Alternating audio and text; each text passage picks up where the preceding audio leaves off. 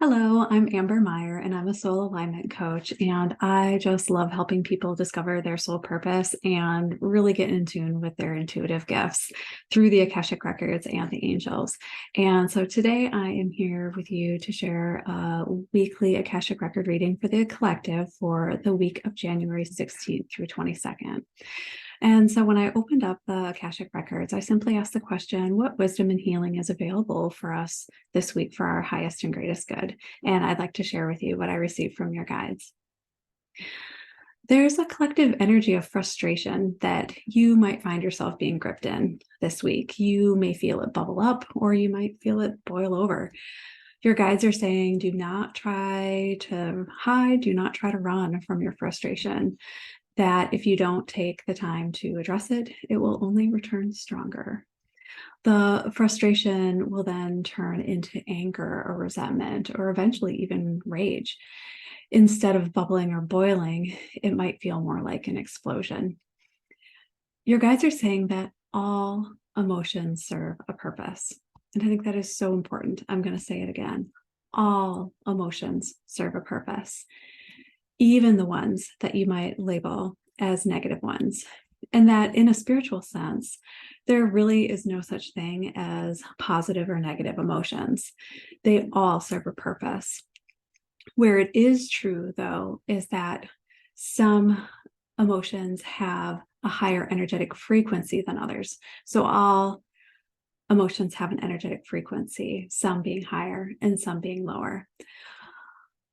But your guides are saying, but catch yourself from thinking that just because something is low frequency doesn't mean that there's nothing good about it or that it doesn't serve a purpose.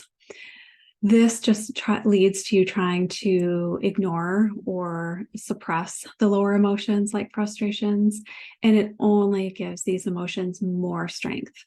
When you hear the phrase, focus on the positive, your guides are saying, do not mistake this to mean ignore what you're really feeling. Take the time to really allow yourself to feel your real feelings, even if you're labeling them as negative or low frequency. Ignoring them does not make them go away. And so ask yourself, what value might my frustration and anger bring me?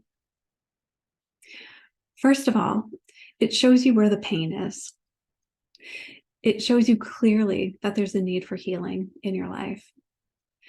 So if you're feeling frustrated by something, always stop and ask, what is this frustration trying to show me? Another value that frustration brings is that it moves you out of stagnation and from accepting what's not best for you. It can keep you from settling for less and helping you see what you really want and that you deserve more. So in this way, frustration can serve as a powerful catalyst to move you into action and to create healthier boundaries for yourself.